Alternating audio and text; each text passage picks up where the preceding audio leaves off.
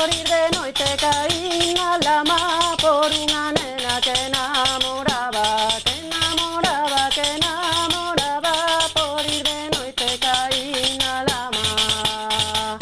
Carmiña, Carmela, que pena me das, na guerra de Cuba morreu tu rapaz. Morreu, deixalo morrer, que pra ti, Carmela, raza sabe a ver.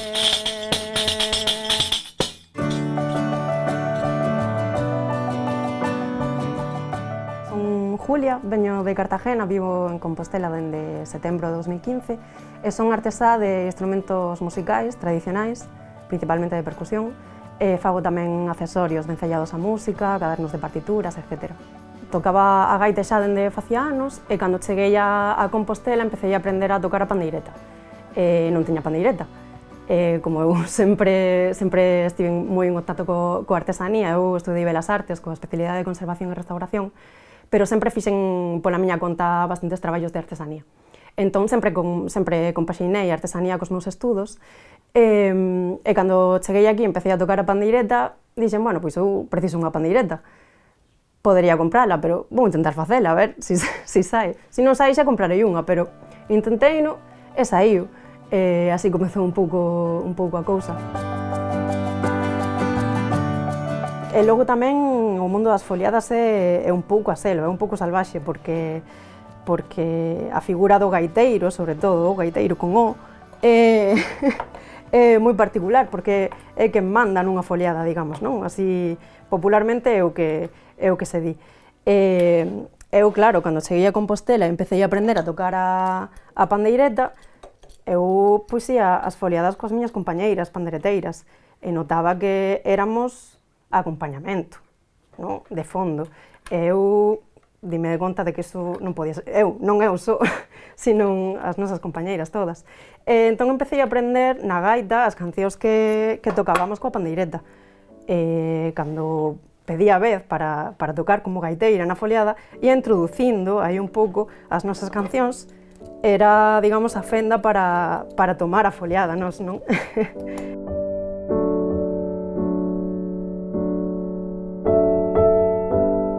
Pandeiretas hai de moitos tipos. As pandeiretas de Asturias, por exemplo, non son as mesmas que as da Galiza, as cántabras, as vascas, tócanse de xeitos distintos, eso tamén fai que as propias pandeiretas sexan distintas.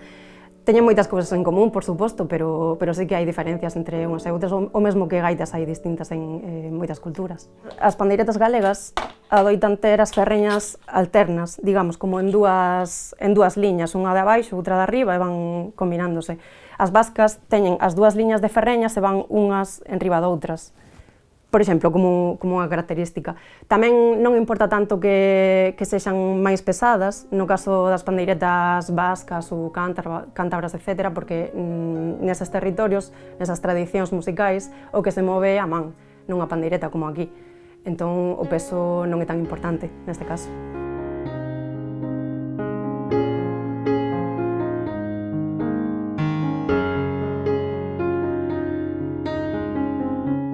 No caso das pandeiretas, unha das cousas máis importantes é a configuración das ferreñas, da parte de metal, porque é a que abrouxa máis ao final, non? O parche é importante, por suposto, se está máis tenso ou non, se é dun material ou doutro, pero ao final o son das ferreñas da parte de metal é o que máis identifica que instrumento tes entre as mans.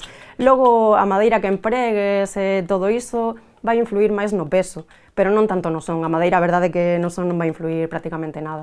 O que si pode facilitar se cadra a madeira é o traballo. Depende de que técnicas de traballo empregues para configurar a pandeireta. Si fas o curvado a man, se o fas con máquinas, etc.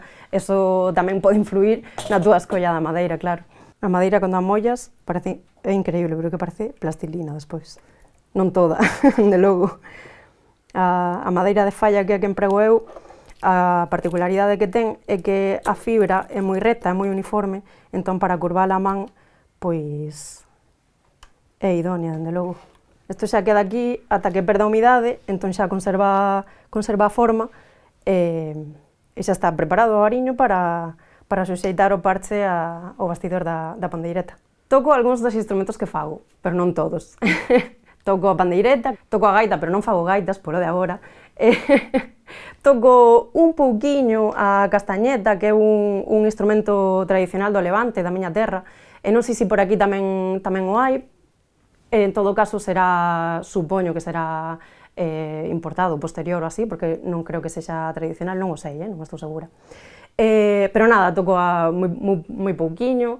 O pandeiro máis ou menos sei como vai, pero non o manexo con moita destreza, ou polo menos. As tarrañolas algo sei. É importante coñecer un pouco como funciona, non? Aínda que non sexas ningunha virtuosa do instrumento, pero sí que é necesario saber como funciona para saber que necesidades ten ese instrumento, que problemas te podes atopar cando toques, pois se hai cambios de humidade, por exemplo, co tema do parche, a madeira tamén medra e se encolle coa humidade e cos cambios de temperatura. Entón, todo iso é necesario coñecelo para poder identificar os problemas, si que os hai, e solucionalos.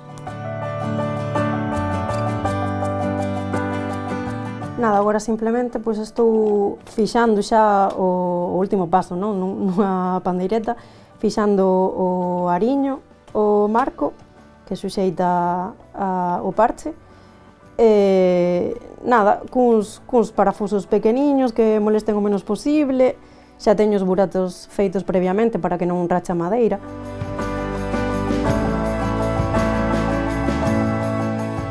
Tamén influe o contrario, cando eu, Julia, como música, como me relaciono cos instrumentos despois de saber como se construen, que partes conforman cada un dos instrumentos, cales son as particularidades, o mellor, desta castañeta en concreto e non doutra.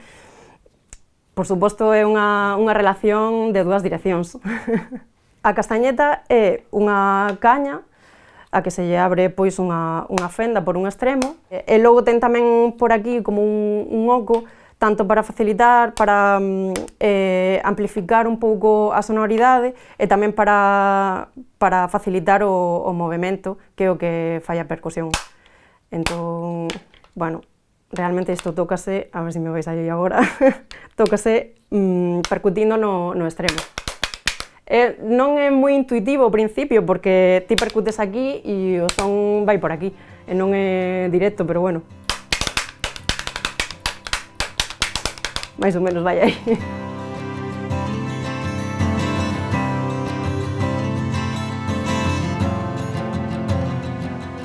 Sobre todo, o máis importante desa etapa de formación foi aprender a traballar con volumen, en 3 dimensións, que non é o mesmo que sei, facer os bosquexos en 2 dimensións e logo pasalo a... non ten nada que ver, non? É importante saber desenvolverse un pouco no espazo para identificar a problemática de traballar con obxetos e con volúmenes, non? E logo, eso por unha banda, e logo pola outra, na miña casa sempre hubo xente facendo cousas, en xeral, así como resumo, non? O meu avó, por parte de pai, traballaba moito, non era carpinteiro exactamente, pero dáballe, digamos, non?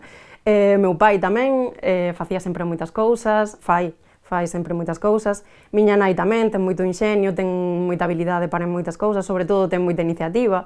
Meu pai é máis de meticulosidade, digamos, non? Meu avó, por parte de nai, facer non facía moito, pero tiña na casa unha chea de ferramentas que sempre estaban accesibles, non? Entón eu, dende moi nena, sempre andaba fedellando, experimentando con madeiras, cun pau de por aquí, cunha táboa de máis aló. As ferramentas sempre estaban da miña man, e así foi un pouco entrar en contacto cos materiais e coas sensacións de traballar coa madeira, a familiaridade cos materiais, que sempre ao principio, cando te enfrontas por primeira vez a un material novo, dá un pouco de respeto, non o coñeces, non sabes como se vai comportar, unha madeira con outra non ten nada que ver, non? E perder ese medo, supoño que ven un pouco tamén de aí, desa inercia de moitos anos de andar fedellando.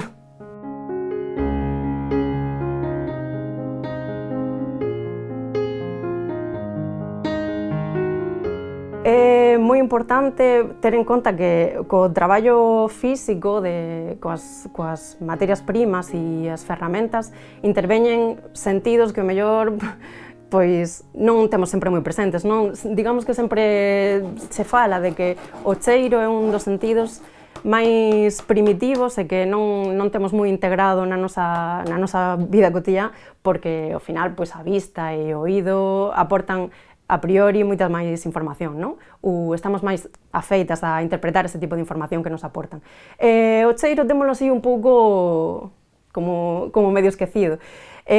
Coas madeiras, por exemplo, pasa moito, non? Que unha madeira e outra teñen características distintas, tanto físicas de todo tipo, e son as sensacións que provocan son totalmente distintas. O cheiro, por exemplo, é unha moi importante porque coa madeira de oliveira, por exemplo, pois tes un cheiro así máis medio amargo, a de padú que é moi doce, a de falla que é a que traballo sobre todo coas pandeiretas ten tamén un cheiro moi específico, entón bueno, son cousas que... E logo tamén calquera cousa, non? Como soan as ferramentas cando interactúan entre elas, cando percutes coa maza no formón, por exemplo.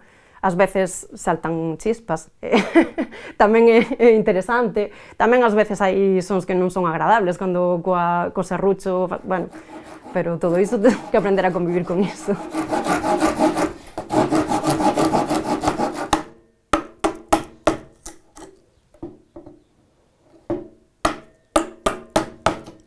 Todas estas ferramentas das que falaba antes, cando falaba do traballo, pois algunhas delas funas adquirindo eu por necesidades dos procesos e outras pois eran do meu avó, do meu pai, viñan de Cartagena, pois 1000 kilómetros fixeron, na maleta do tren, que cada historia teño, moitas pasaron por Valencia tamén, de cando estudaba ali na facultade, entón, bueno, pois son ferramentas con historia en todos os sentidos, porque algunhas a verdade que a súa configuración é a mesma que fai séculos, non cambiaron nada. Cando unha cousa funciona, non é que penses, que pouco evolucionou a artesanía. Non, o que pasa é que vai 2000 anos a topar unha solución axeitada e mira que ben, que non houve que cambiala nunca.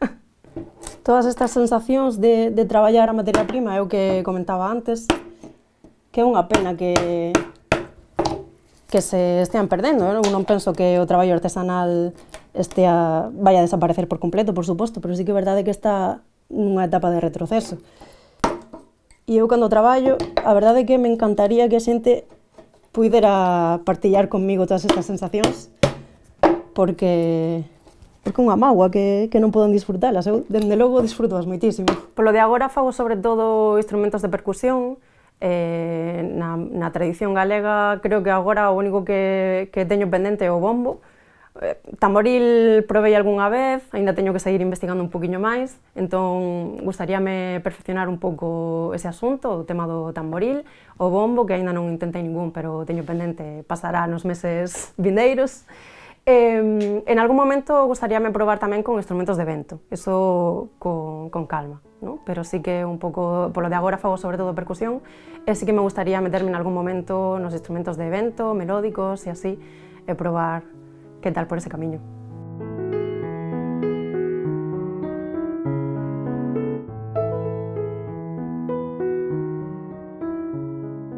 O motivo de empezar neste mundo da construción de instrumentos musicais pois foi principalmente, a razón foi a miña afición pola música tradicional, que xa viña de lonxe.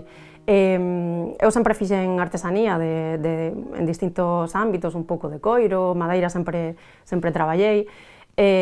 Decantarme un pouco máis concretamente polos instrumentos foi pois iso, motivado precisamente pola miña afición na música tradicional. Bueno, penso que aquí ten bastante futuro, creo que estamos vivindo na música tradicional un momento bastante interesante, porque sí que estivo un pouco esquecida nas últimas décadas e agora está rexurdindo outra vez. Non é por ser oportunista, pero bueno, é máis ben por contribuir, non? Digamos, a este novo momento da música tradicional, e a ver como vai, penso que é un momento interesante para isto.